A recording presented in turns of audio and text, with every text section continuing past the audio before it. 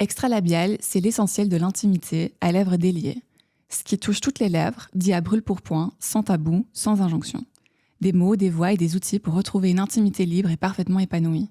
Pourquoi ce podcast ? Pour créer un espace bienveillant où parler de sexualité sans gêne, sans vulgarité, mais avec conscience. Un échange libre entre Adnan, cofondateur d'Inti Essential, et d'invités inspirantes autour du bien-être intime et des silences autour du corps. Bienvenue Laura dans le podcast Extralabial et merci d'avoir accepté l'invitation pour pouvoir nous parler de ton expertise, à savoir l'endométriose, mais dans le cadre un peu plus intime de comment vivre en fait sa sexualité lorsqu'on est atteint d'endométriose. Je te laisse le soin de te présenter. Merci beaucoup et merci de m'avoir sur ton podcast.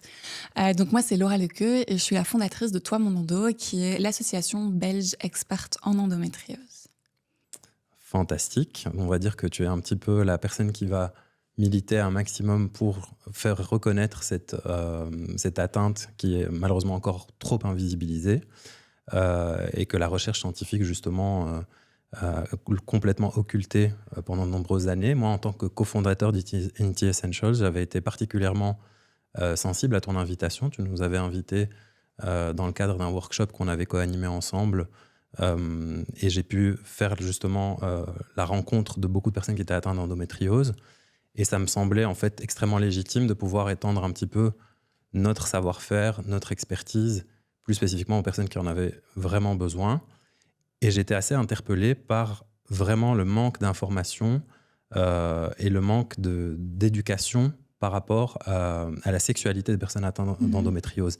Est-ce que tu peux nous en toucher un petit peu un mot en disant surtout avec à la fois ton vécu personnel peut-être, si tu le souhaites, et ton vécu professionnel en tant que présidente de l'association, de comment une personne atteinte d'endométriose va vivre sa sexualité. C'est une bonne question. En fait, le sujet de la sexualité avec l'endométriose, c'est un gros sujet parce que déjà, sans endométriose, on parle très peu de sexualité, ou en tout cas, c'est très tabou. Mais alors, avec l'endométriose, c'est genre la cerise sur le gâteau. Et je pense que je peux commencer par vraiment une expérience perso d'abord. Moi, quand j'ai souffert toute ma vie d'endométriose, ça a commencé à mes premières règles, donc très vite, c'était lancé pour moi. Mais c'est vraiment vers mes 18 ans que ça a empiré très fortement. Et ce qui s'est passé, c'est qu'un de mes symptômes à ce moment-là, c'était aussi avoir des douleurs pendant mes rapports sexuels. J'avais aussi des saignements à chaque rapport ou à chaque, surtout, pénétration. J'avais un petit peu de saignements. Et j'ai consulté beaucoup de gynéco. Moi, je suis très têtue. Parfois, c'est pas bien, parfois, c'est bien. Mais en tout cas, moi, pour l'endo, je pense que c'est vraiment ce qui m'a sauvée parce que les gynécos arrêtaient pas de me dire « oui, vous êtes trop stressée, vous êtes trop tendue, etc. » Mais je savais que non, c'était autre chose. Du jour au lendemain, j'ai commencé à avoir mal pendant mes rapports avec le même partenaire. Ça n'avait pas de sens, en fait. J'ai été j'ai été chez la gynéco, en fait, qui était la gynéco de ma maman et de ma grand-mère, donc quelqu'un de confiance, de famille, etc. Et je lui ai expliqué ça. Et la seule chose, en tout cas, la première chose qu'elle m'a dit, c'est « mais mademoiselle, si vous avez mal pendant vos rapports sexuels, c'est parce qu'en fait, vous aimez pas votre copain et c'est votre corps qui vous le fait savoir. Donc, quittez-le et vous verrez, ça ira sans doute mieux. En fait, il faut juste écouter les signes de votre corps. » Alors, je suis d'accord avec écouter les signes de son corps, Tout à fait. Mais pas au point de dire que en fait, j'aime plus mon copain. Et moi, j'avais 18 ans et j'étais là. Mais mon Dieu, ça a remis toute ma vie en question. Je me suis dit merde, parce qu'en fait, j'aime pas mon mec. Franchement, j'ai tout remis en question. En plus, après, je suis retournée chez moi. Il y a mon copain m'attendait. Il était là, ça s'est passé comment ton rendez-vous? J'étais là, comment te dire? Et ça, en fait, ça a vraiment marqué le début de qu'est-ce que je fais maintenant avec ces douleurs? Parce qu'en fait, sexualité compliquée, quoi. Ouais, t'es là, t'es un peu à un âge où, en tout cas, moi, ma sexualité a commencé et où t'es censé vraiment profiter, t'amuser, etc. Et moi, c'était devenu au point que la main de mon copain sur ma cuisse me donnait des larmes aux yeux d'angoisse de je peux pas avoir ce rapport, je vais mourir de mal en fait. Et donc ça c'est vraiment pour le côté perso. Et très vite on m'a redirigée vers des sexologues, vers une gynéco aussi qui est spécialisée en sexo vraiment accompagnement. Et par exemple cette gynéco qui est aussi sexo, elle m'a dit regardez du porno, écoutez du porno, ça va vous remotiver. Et j'étais là mais non, j'ai aucun intérêt pour ça. Je suis traumatisée, en fait. Faut que vous entendiez ça. Finalement, j'étais diagnostiquée d'endométriose, mais on n'a pas vraiment de solution. C'était faites-vous opérer et puis on verra. Et ça a marqué vraiment le début d'une vie sexuelle assez compliquée pour moi. Et je vois que ça fait écho avec tous les retours que j'ai au niveau de l'asso. C'est vraiment ce qui revient tout le temps, c'est Laura, qu'est-ce que je peux faire pour ma sexualité? J'ai super mal quand j'ai des rapports. Et très souvent, je suis là, je suis désolée, j'ai pas de solution miracle. J'ai des outils à te partager, mais j'ai pas la solution miracle en fait. Donc c'est très compliqué. Oui, c'est assez interpellant ce que tu dis parce que nous, quand on a voulu lancer en fait la marque, on a voulu avoir un ancrage plus factuel et plus scientifique et on avait fait une étude avec un institut de sondage qui s'appelle BVA sur la sexualité, le confort intime, le confort sexuel en tout cas, des Françaises parce que une majorité de notre marché étant en France, c'était plus simple et l'institut de sondage était plus accessible. Mais en fait, le sondage a révélé qu'une personne sur deux se plaignait de douleurs pendant la pénétration. Donc, c'est quand même un chiffre assez alarmant. Que les situations d'inconfort étaient communes à plus de 80% des répondantes, donc d'inconfort, voire de douleur, et que 63% de ces personnes le vivaient de manière chronique. Quand on a fait la corrélation avec les personnes qui disaient être atteintes d'endométriose, en fait, tous les chiffres étaient hyper explosifs. Donc, c'était forcément, vu la nature multisystémique justement de la maladie, mais sa localisation au niveau urogénital, forcément, la sexualité en prend forcément un coup parce que c'est une maladie qui est liée effectivement au cycle, qui est liée à la zone génitale et qui peut donc forcément induire des douleurs. Les douleurs à la pénétration ou les dyspareunies les plus communes qu'on nous a souvent rapportées dans le cas d'endométriose, tu me diras si tu partages mon avis, c'est les douleurs vraiment de dyspareunie profonde, vu la localisation souvent au niveau des ligaments utérosacrés. Et en fait, il y avait énormément de personnes qui ignoraient la nature ou l'influence ou la connexion avec leur maladie par rapport à ça. Et ce que tu disais par rapport à la somatisation, donc au fait que le corps mémorise la douleur, l'intègre et que ça devienne effectivement une source d'anxiété, moi je crois que l'anxiété, on peut la dépasser à travers une éducation et une information objective et scientifique. On l'a vu quand on a organisé ensemble cet atelier, du fait en fait que comment partager en fait des informations concrètes pouvait changer la vie des personnes atteintes d'endométriose. Est-ce que toi, concrètement, tu as pu établir des profils ou alors en tout cas des ressources types que tu pouvais partager éventuellement avec des personnes qui venaient à ta rencontre à travers l'association? Mais en fait, jusque le moment où on a fait le workshop ensemble, et ça c'était il y a pile un an plus ou moins, oui, j'étais toujours un peu sans voix quand on me demandait de l'aide par rapport, des ressources par rapport à la sexualité et l'endométriose, et de manière vraiment la plus objective possible. Moi, tu sais bien, je t'ai déjà dit, je suis fascinée par tout ce que tu expliques autour de la sexualité, et vraiment ce workshop m'a appris ce qu'on ne m'avait jamais appris avant, en fait. Et je me suis même dit, mais comment c'est possible que, à l'époque, l'année passée, à 26 ans, je ne sois pas au courant de tout ça? Et si moi, je ne suis pas au courant de tout ça, alors que je suis plongée dans la thématique de l'endométriose H24, 7 jours sur 7, j'imagine que beaucoup d'autres ne sont pas au courant non plus, en fait. Et ça m'a vraiment ouvert les yeux de, mais mince, il y a un énorme travail d'information et je dirais même de sensibilisation et d'éducation à faire à ce niveau-là. Et donc, clairement, pour moi, ça a été le début, ce workshop de « Ah, j'ai enfin des outils ». Et des outils en lesquels vraiment je crois et que je sais qu'ils sont safe parce que jamais je voudrais recommander quelque chose qui ne l'est pas, en fait. Et donc, maintenant, vraiment, je dirais un des premiers outils, en général, je renvoie vers toi tout le temps. Mais sinon, fatalement, je partage aussi ce qu'on a discuté ensemble lors de ce workshop. Et je pense que l'outil numéro 1, c'est éduquez-vous à propos de cette zone-là. Tu avais dit quelque chose pendant ce workshop et je me suis dit, mais c'est trop vrai. J'avais jamais pris un miroir et j'avais jamais regardé mon propre appareil génital, je l'avais jamais regardé. Je me suis dit, mais Laura, en fait, c'est comme si tu regardes tes mains et c'est rien de différent. Et donc vraiment, il faut absolument s'éduquer sur qu'est-ce qui se passe dans cette zone, comment elle est composée, etc. Et puis après, alors une fois qu'on a compris ça, il y a plein d'autres outils parce que je dis toujours, si nous déjà on comprend pas notre corps, comment est-ce qu'on peut attendre de notre partenaire de le comprendre mieux que nous et de répondre à nos besoins, en fait. Et après, entre-temps, il y a eu tous les outils que tu m'as proposés. Et ça, ouais, ça a vraiment changé beaucoup de choses pour moi d'un point de vue personnel et d'un point de vue professionnel. J'en parle partout et je sais que ça a changé la vie de beaucoup de femmes.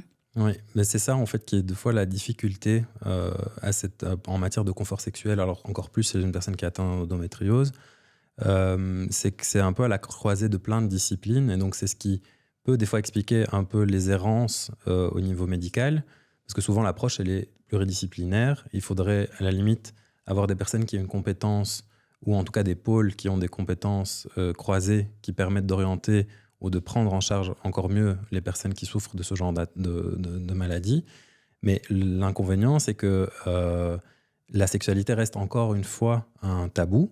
Donc, chez les personnes qui veulent, qui veulent en tout cas en parler et qui vont parler d'endométriose, souvent, la question de la sexualité va être un peu éludée parce qu'on va dire on ne veut pas mettre la personne mal à l'aise, c'est peut-être pas le sujet, elle a des douleurs neuropathiques invalidantes, donc forcément, on ne va pas en rajouter un petit peu, mais je trouve que c'est fondamental de dire à cette personne de reconnaître une réalité à sa douleur, à sa souffrance au niveau intime, en lui permettant juste l'espace de l'exprimer, en lui donnant l'opportunité en fait de dire j'ai mal, aidez-moi, accompagnez-moi.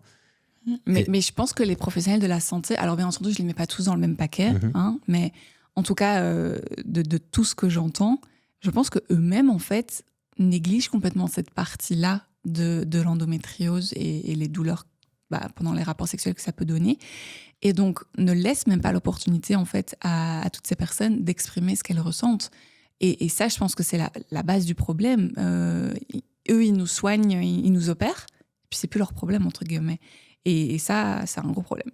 Oui, parce qu'il n'y a pas d'accompagnement, en fait, sur l'intimité, alors que, bon, c'est une source... Si tu es bien dans ton intimité, au final, ton bien-être, en général, en est Mais impacté. oui, c'est un cercle vertueux. Voilà, la santé sexuelle fait partie de la santé, et donc c'est un aspect même fondamental. Mais il y a une dimension, en fait, qui, moi, en tout cas, m'interpelle. C'est que quand on... Je crois que la problématique, c'est le manque d'intérêt pour des thématiques liées à la sexualité des personnes à vulve en général et des personnes qui sont dans l'endométriose de manière encore plus particulière. Parce que quand tu prends des statistiques simplement de publications scientifiques, médicales, donc dans PubMed, on a fait l'exercice, on a recensé toutes les publications qu'il pouvait avoir autour de troubles érectiles versus toutes les affections et les troubles ou les dysfonctionnements dits sexuels pour les personnes à vagin ou personnes à vulve. Et en fait, on s'est rendu compte qu'il y a genre 2000 études qui ont été publiées depuis 1950 versus 18 000 pour les troubles érectiles. Donc quand tu as un fossé comme ça, d'un point de vue revue scientifique, d'un point de vue étude scientifique, forcément, même les professionnels de santé, quand bien même ils seraient volontaires et ils auraient envie d'accompagner les personnes, mais il manque clairement de ressources parce qu'ils n'ont pas de recul nécessaire par rapport aux pathologies, par rapport à ce que les personnes vont venir en fait leur présenter comme symptômes. Mais moi, je mets aussi, et donc là, j'aimerais bien avoir ton avis, comment est-ce qu'une personne qui souffre d'endométriose, elle a clairement une forme d'handicap invisible souvent, et elle doit se sentir encore plus, quelque part, diminuée, entre guillemets, dans sa génitalité, dans sa féminité, si on parle d'orientation de genre à proprement parler, parce qu'elle a l'impression qu'il y a quelque chose de tronqué dans son appareil reproducteur, quelque chose de problématique, ou en tout cas quelque chose de douloureux. Est-ce qu'une personne qui est atteinte d'endométriose, d'après toi, est aussi sensible à la pression de la sexualité pénétrative qu'une personne qui n'est pas atteinte d'endométriose?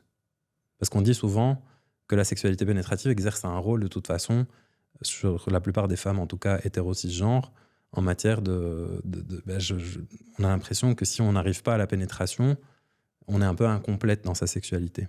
Mais je pense sincèrement, en tout cas, juste là, quand j'écoute ta question, je pense que dans la tête de la grande majorité des personnes, une relation sexuelle, c'est une pénétration.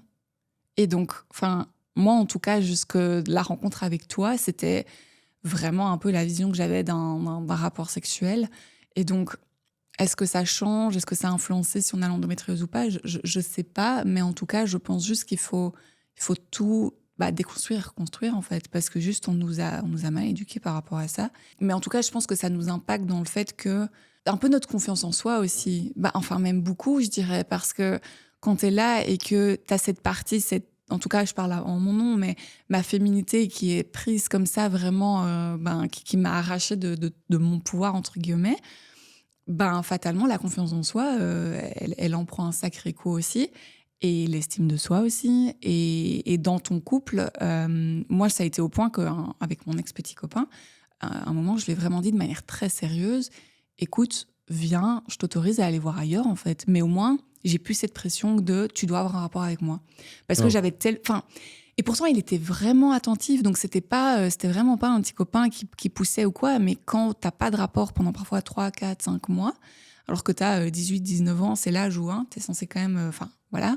Rapport pénétratif, je me permets. Rapport. C'était n'importe quel rapport. Comme je Ok. l'ai dit, il touchait ma cuisse.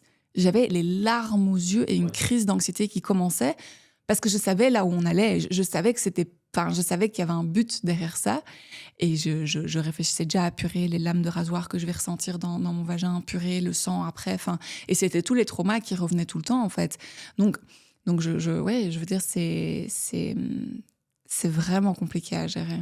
Je sais pas si je réponds bien à ta question. Non, mais c'est vraiment ce que tu... Enfin, c'est ce qui est... Moi, je trouve que c'est un peu une dimension commune à toutes les personnes parce qu'il y a un manque d'éducation par rapport à ça et puis il y a surtout beaucoup d'injonctions par rapport au script sexuel à proprement parler qui sont souvent forcément véhiculés par le porno qui va, encore une fois, construire toujours les choses de la même manière, à savoir qu'un rapport sexuel, c'est un rapport qui se passe de telle manière, c'est-à-dire du sexe oral, des caresses, du sexe oral bâclé, 2, 3, 4 positions que tout le monde connaît, et puis ça finit par une éjaculation. Enfin, peu importe. Peut-être la fille jouira. Voilà. Et donc, avec des spasmes et des cris, et ainsi de suite. Et donc, il n'y a pas vraiment de côté organique dans toute cette forme de sexualité. C'est très stéréotypé, c'est extrêmement fermé. Et moi, c'est ce que j'arrête pas de dire. Je dis, c'est des cascades, ne reproduisez pas ça chez vous. C'est fait par des acteurs qui font comme des stunts, quoi, des cascades. Mais c'est tellement bien fait que, parfois, que vraiment tu te dis... moi, je pense que le porno a un rôle mais énorme à jouer dans la vision qu'on a de c'est quoi un rapport sexuel. Et le porno, je pense que beaucoup de personnes le regardent. Donc, oui, c'est clair. L'éducation sexuelle se fait à travers l'accès à cette hypersexualisation, à cette sexualité très pénétrative, très performative, encore une fois. Mais on en oublie, par exemple, des choses extrêmement simples. Et moi, je me souviendrai toujours de ta réaction parce que je me suis dit, tiens, elle est dans ce domaine-là, elle connaît vraiment de fond en comble la maladie, elle peut en parler, donc ça a des implications forcément sexuelles et ainsi de suite. Mais il y avait plein de choses que je me suis dit, tiens, même des professionnels de santé, je me dis des fois, des informations élémentaires qui manquent en fait. Donc, par exemple, un truc tout simple, vu que c'est une maladie inflammatoire, comment éviter en fait d'instaurer de l'inflammation supplémentaire, par exemple, en créant de la sécheresse ou de l'irritation au niveau vulvaire ou des choses comme ça. Comment faire une toilette intime, bêtement. Et donc, qu'est-ce qu'on lave pas, avec quoi, comment, et ainsi de suite. Et donc, ce sont des gestes qui devraient être appris. Comment on traite l'inconfort s'il y a justement une inflammation qui est déjà apparente. Comment on évite la friction, parce que c'est le premier signal souvent de la contraction involontaire qui va s'installer et qui va compliquer le rapport. Donc, soit avec une dyspareunie, une douleur à la pénétration, soit carrément par une situation de vaginisme où le canal vaginal est complètement bloqué. Donc, tout ça, c'est des informations, je trouve, qui devraient être quelque part accessibles et devraient être enseignées dans le cadre des cours d'Evras et ainsi de suite, qui se cantonnent souvent. Oui, la gestion du consentement, c'est très important. Oui, à la contraception, c'est important. Oui, aux IST. Mais il y a des gestes tout simples où la physiologie, en fait, le fonctionnement du clitoris, son importance dans la détente musculaire qui permet justement un rapport pénétratif. Il y a énormément de personnes qui vont littéralement en fait le bâcler. Mais parce que c'est tabou. Ouais. Et au-delà, tu dis d'en parler dans les cours, par exemple en école secondaire, ok, mais même les pros de la santé, je t'assure, ils s'arrêtent à... Moi, j'ai aussi des douleurs pendant les rapports. Ok, aller chez la kiné périnéale. Ok, très bien. Oui, ça peut être un outil incroyable si on trouve la bonne personne, je l'entends. Mais en fait, il y a plein d'autres choses à revoir. Je veux dire, le lubrifiant, moi, ça m'a vraiment choquée quand tu m'as expliqué. Et moi, je me faisais avoir depuis des années par une petite feuille d'aloe vera sur un tube. Et je pensais vraiment que j'utilisais un bon produit et j'étais convaincue que c'était bon. Et depuis, je me dis, mais Laura, t'es trop bête. Et du coup, à chaque fois, je dis aux gens, vous faites pas avoir comme moi. Mais parce que vraiment, quand t'as expliqué à quel point vraiment la qualité, la composition du lubrifiant peut déjà tout changer à court et même à moyen et long terme. Mais en fait, pourquoi c'est pas à la base que les médecins nous disent ça ? Tu vois, tu vas chez ton première consultation gynéco, mais qui te le disent en fait, qui te l'expliquent, qui t'expliquent tout ça. Pourquoi on nous en parle pas? Pourquoi on nous explique pas le lubrifiant? Enfin, le lubrifiant, souvent, c'est pas les médecins qui recommandent. C'est nous qui, en cherchant un petit peu, etc. Et alors, on est un peu gêné au magasin d'acheter un lubrifiant parce qu'on se dit, ah purée, les gens vont croire qu'on fait des trucs de fou. Et ça part de là. Les médecins devraient aussi en parler. Et même aujourd'hui, maintenant, à 27 ans, au travers de Toi Mon Endo, c'est depuis aussi nos ateliers ensemble où j'ai plein de médecins qui, quand je partageais des choses, disaient « Mais purée, je connaissais pas ça », comme le Honot pour les douleurs profondes. Incroyable comme outil. J'ai plein de médecins et de kinés aussi, péri et gynéco, qui m'ont dit « J'ai jamais entendu parler de ça » et qui maintenant le recommandent à des patientes. Et je suis là, mais en fait, c'est votre job. Genre, vous auriez dû chercher, c'est votre responsabilité de trouver aussi des potentielles solutions pour nous, quoi. Et donc ça, les médecins, ils ont aussi un rôle à jouer. Ouais, pour être un petit peu dans les coulisses des formations en matière de sexologie clinique, je suis invité dans le cadre d'un séminaire de sexologie clinique. Et pour discuter avec les étudiants, maintenant depuis 9 ans, ceux qui font le master, en tout cas en sexo, effectivement, ils sont en manque de ressources pratico-pratiques. C'est-à-dire qu'ils ont énormément de théories sur les maladies, sur les symptômes, sur les choses et tout ça. Mais ils disent oui, mais quid à part une opération ou un médicament qui des fois peut-être t'aider ou pas, ou peut-être créer encore plus de conséquences, en fait, il y a très peu de ressources pratico-pratiques et une connaissance aussi très basique de certaines choses, comme la composition des lubrifiants, comment ils sont formulés, leur tolérance physiologique et ainsi de suite. Et donc, c'est assez marrant ce que tu disais tout à l'heure par rapport à la feuille d'aloe vera. Donc, on fait un rapport avec ce qu'on appelle du greenwashing. Donc, il y a de plus en plus de firmes maintenant qui te disent que le produit est 100% naturel. Mais 100% naturel ne veut pas forcément dire physiologique. Donc là aussi, il y a un phénomène, de tromperie un peu ou d'éviction au niveau marketing. Donc, c'est pour ça qu'on a besoin de l'apport de la science qui devrait s'intéresser un peu plus à ces thématiques-là pour les objectiver. Et c'est ce que j'arrête pas de dire.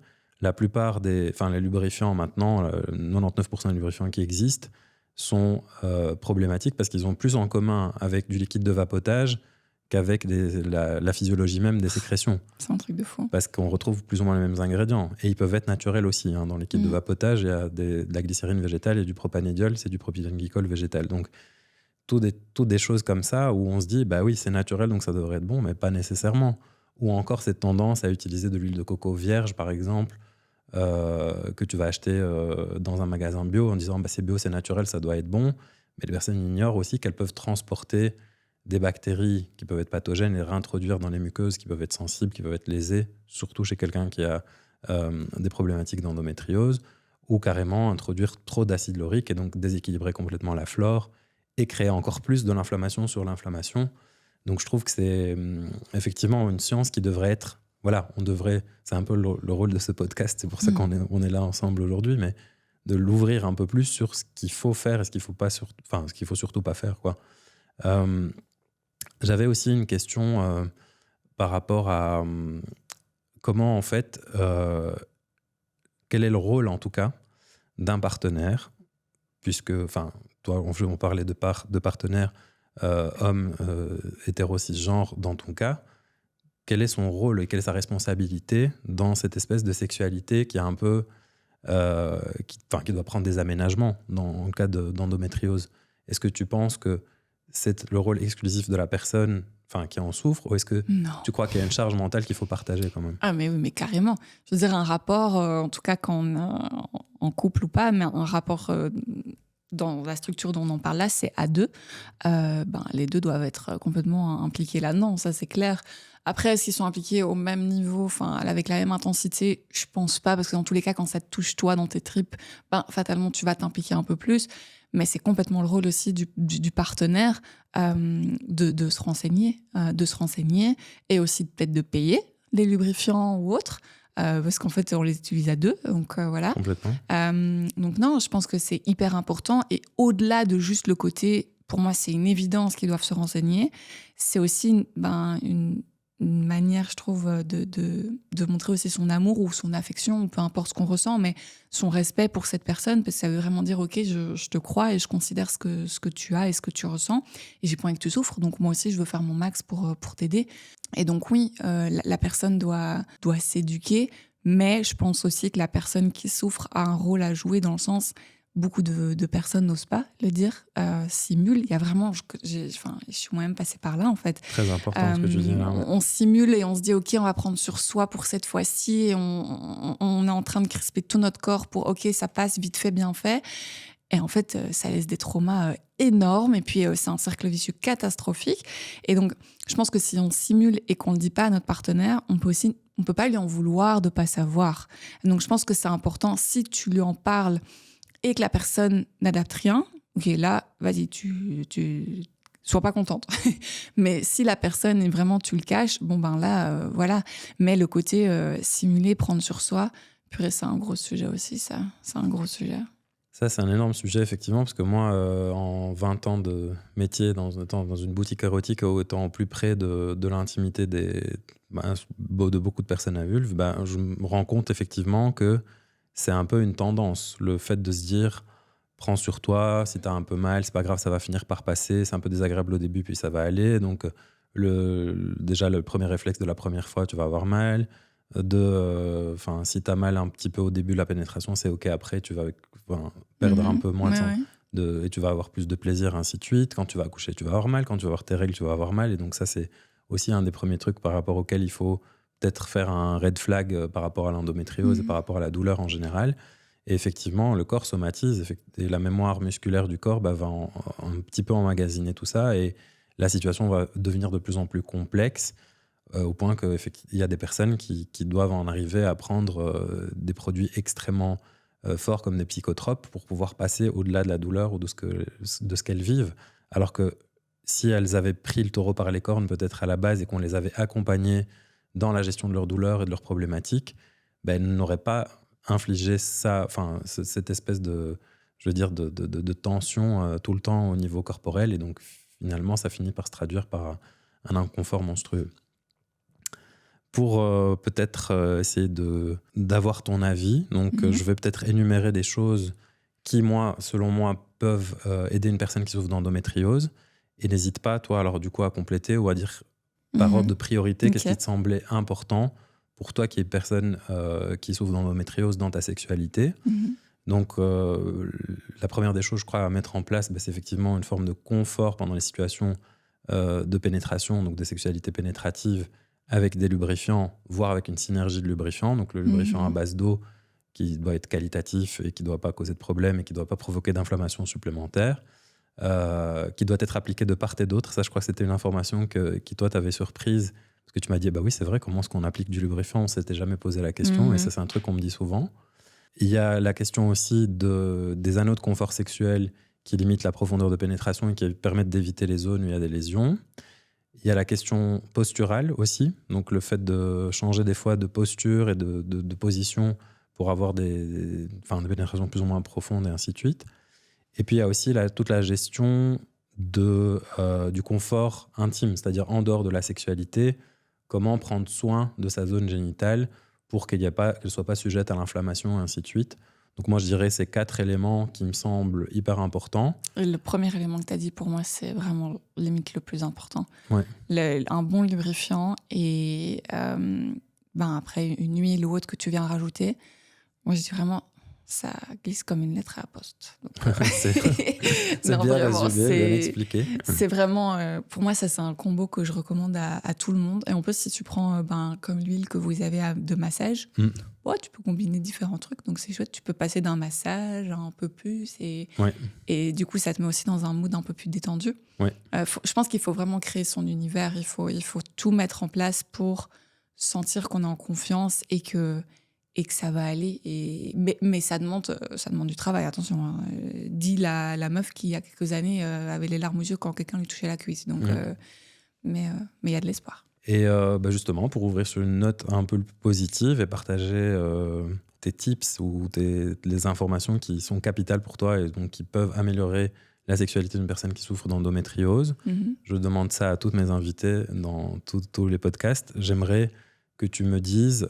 Donc, quel est le mot? Donc, ça pourrait être une information qui a changé ta perception ou qui a amélioré en tout cas considérablement ton rapport à la sexualité en souffrant d'endométriose. une voix. Donc, ça peut être l'influence d'une personne, donc un compte que tu as vu sur Instagram, enfin, un truc de cet ordre-là. Et enfin, un outil. Donc, ça peut être un produit, ça peut être une ressource en ligne que tu as trouvée ou quelque chose enfin, juste pour donner des pistes concrètes, quoi. Ok. Les gens, ils vont croire que tu m'as payé pour répondre ça. mais vraiment, toi. Et vraiment, je dis ça de manière la plus neutre possible, mais tu as été vraiment une ressource énorme pour moi. Et du coup, indirectement pour plein d'autres femmes, parce que le savoir que tu m'as donné, moi, je continue de le partager comme je peux. Donc, je réponds pas dans l'ordre, mais du coup, Donc ça, c'est la voix, oui. c'est toi. Merci Laura, je rougis. Les outils, et vraiment, encore une fois, je dis ça vraiment de mon cœur, mais tous les produits de ta marque. Et vraiment, si je dois dire mes chouchous, je dirais le lubrifiant, l'huile de coco, parce que du coup, moi, j'utilise les deux ensemble. J'adore cette synergie. Mais c'est le baume nourrissant, parce qu'il n'y a pas que de la coco dedans. Ah oui, pardon. Enfin, je précise, non, mais comme pardon. ça. Oui, mais du coup, le baume nourrissant, mais il sent trop bon la coco. C'est pour ça que j'associe ça à de la coco. D'ailleurs, tu as une anecdote là-dessus, tu veux la partager ou pas? Avec mon copain, avec le Bounty. Oui, du coup, ça sent tellement que... Il t'a baptisé Bounty. Voilà, il m'appelle Bounty quand on utilise ça. Non, mais ça sent super bon. Et l'huile de massage, alors celle avec odeur, elle est incroyable. Vraiment, elle te met dans un mood direct, tu sais où tu vas. Donc moi, je dirais que ça, c'est mes 3 chouchous de chez vous. Et l'eau note, je sais que pour moi, en ce moment, je touche du bois, mais... j'en ai pas besoin, mais je sais qu'il a changé la vie de beaucoup de personnes à qui je l'ai recommandé. Donc ça, c'est mes ressources plutôt objets. Et puis l'autre, c'était un mot. Une information. Fais confiance à ton corps et prends le temps qu'il faut. Moi, ça paraît... Ouais, je sais pas si c'est la bonne réponse. Non, je crois que si je peux me permettre, parce qu'on en a parlé tout à l'heure, et je crois que c'était un truc qui rejoint ce que tu viens de dire, justement, fais confiance et sois à l'écoute. Ouais. C'est comme tu m'as dit, j'adapte mon alimentation et j'essaie d'avoir une alimentation intuitive. Je crois qu'il faut aussi avoir une sensorialité, une sensualité intuitive pour mener une sexualité plus épanouie, c'est-à-dire être à l'écoute de tes besoins, de dire c'est ok, c'est le moment, c'est pas le moment. Ouais, c'est ça. Enfin, je crois que c'est un peu se faire confiance, quoi. Oui, c'est ça. Et c'est vraiment, c'est écoute ton corps et adapte en fonction de... Enfin, en fait, au fur et à mesure, tu vas découvrir peut-être que cette position-là, elle est moins bien, et peut-être que celle-là, en fait, elle est mieux, et peut-être que si tu rajoutes le baume nourrissant, ça t'aide encore plus, ou peut-être pas, enfin voilà. Et moi, je dirais vraiment, il faut te créer ta propre sexualité, en fait, et pas te baser sur ce que tu vois ou sur ce que tu entends, mais crée la tienne et prends le temps. Donne aussi du temps au temps, dans le sens où avec l'endo, parfois on veut une solution miracle tout de suite, elle n'existe pas. Non. Et il faut vraiment prendre le temps de, ok, qu'est-ce qui fonctionne pour moi? Et au final, c'est toi qui vas créer ton propre traitement avec l'endo, en fait, et y compris la sexualité. Ouais, c'est pour ça que j'aime bien, en fait, toujours poser cette question-là à mes invités, parce que tu as à la fois l'aspect, je veux dire, information qui te permet, en fait, de te donner l'empouvoirment nécessaire à comprendre ce qui arrive dans ton corps. Le fait d'avoir la voix, des fois, c'est en fait juste une personne qui te permet d'avoir confiance. Donc, ça pourrait être un professionnel de santé, ça pourrait être quelqu'un à qui tu en as parlé, quelqu'un avec qui tu discutes, et ainsi de suite. Mais de temps en temps, il n'y a rien à faire. On a quand même besoin de pistes pratico-pratiques, et donc on a besoin du bon produit, de bons trucs. Et on n'est pas là dans le cosmétique, on est vraiment dans quelque chose de fondamental. Mais surtout, c'est un cercle hyper vertueux, parce que typiquement, toi, tu as été la voix, mais tu m'as aussi, du coup, donné des solutions, en tout cas des potentielles solutions et des ressources. Et rien que maintenant, savoir que j'utilise des produits qui sont sains pour mon corps, ça a déjà tout changé, en fait. Parce que je sais que je suis pas en train d'abîmer mon corps. En fait, je sais que j'investis dans mon corps aussi sur du long terme. Je sais que, ok, ce lubrifiant, il va pas irriter mon vagin et en fait créer peut-être ci et ça et ça. Ouais. Et rien que ça, déjà, je sais que je peux utiliser ce lubrifiant vraiment avec ma conscience tranquille, parce que je me dis, ok, je sais qu'il est vraiment, vraiment safe. Et rien que ça, vraiment, ça a changé beaucoup de choses pour moi, de savoir que j'utilise des produits qui n'abîment pas mon corps plus que ce qu'il l'est déjà. Non, c'est génial. Écoute, moi je crois qu'on a un petit peu fait le tour des questions, en tout cas que je voulais aborder avec toi. Est-ce qu'il y a quelque chose d'important qu'on pourrait peut-être aborder, ou tu as le mot de la fin, je te laisse. Quelque chose qu'on a oublié d'aborder, je pense pas, mais si je peux rajouter quelque chose, je dirais vraiment que je sais à quel point ça peut être horrible de souffrir, de douleur pendant les rapports sexuels, avec ou sans endo, mais dans mon cas, avec l'endo. Mais que vraiment, de vécu, il y a des solutions. Il faut les chercher, il faut les trouver et il faut les adapter pour soi. Mais il existe des solutions. Et parfois, ça prend du temps. Mais vraiment, la sexualité, elle peut revenir. Et surtout, une sexualité épanouie, elle peut revenir. Donc avec Laura, on est en train de préparer une espèce de box avec des ressources et surtout avec les bonnes informations. La box que j'aurais besoin à l'époque et que plein d'autres personnes ont sans doute besoin. Voilà. Mais donc on fait une box, je sais pas encore ça va être quoi le nom de la box, mais une trop chouette box où justement on a vraiment à cœur de mettre dedans tout ce qui peut nous aider, en tout cas tout ce qui m'aide moi et d'autres personnes et que vous ayez des outils prêts quoi pour prendre soin de vous.